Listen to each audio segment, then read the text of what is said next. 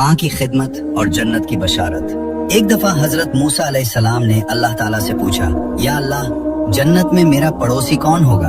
अल्लाह की तरफ से इरशाद हुआ, फलां शहर का एक गोश्त बेचने वाला तुम्हारे साथ होगा। हजरत मूसा अलैहिस्सलाम ये सुनकर बहुत हैरान हुए कि एक पैगंबर का साथी एक मामूली कसाई कैसे हो सकता है। आप इसी जुस्तजू में उस कसाई की तलाश में निकल पड़े। वहाँ जाकर देखा तो वो शख्स अपनी दुकान पर गोश्त बेचने में मसरूफ था। हजरत मूसा अलैहिस्सलाम उसके पास बैठ गए।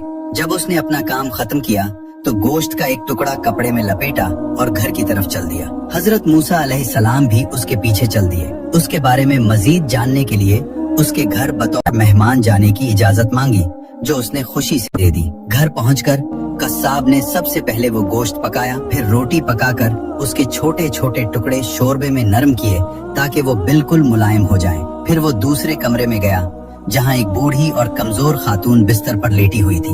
वो इतनी कमजोर थी कि खुद से हिल-जल भी नहीं सकती थी। कस्साब ने बड़े प्यार से उन्हें सहारा देकर उठाया और अपने हाथों से एक एक लुकमा उनके मुंह में डालने लगा।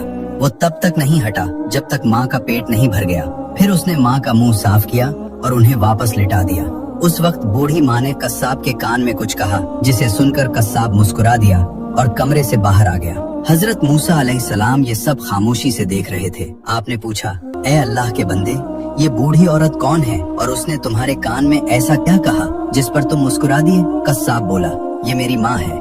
मैं जब भी घर आता हूँ तो सबसे पहले उनकी खिदमत करता हूँ। ये खुश होकर रोज मुझे एक ही दुआ देती हैं कि अल्लाह ताला तुझे जन्नत में हजरत मूसा अलैहिस्सलाम का साथ नसीब करे। मैं ये सुनकर बस मुस्कुरा देता हूँ कि भला मैं एक मामूली कस्साब कहाँ और अल्लाह के जलीलुल कद्र पैगंबर मूसा अलैहिस्सलाम कहाँ। ये सुनकर हजरत मूसा अलैहिस्सलाम ने फरमाया, ए खुश नसीब इंसान, मैं ही मूसा हूँ और मैं तुझे खुशखबरी देता हूँ कि अल्लाह ताला ने तेरी माँ की दुआ कबूल कर ली है। अल्लाह पाक हम सबको अपने वालिदैन की खिदमत करने और उनकी दुआएं लेने की तौफीक अता फरमाए। सलामत रहे सबके माँ बाप और हर घर खुशियों से भर जाए।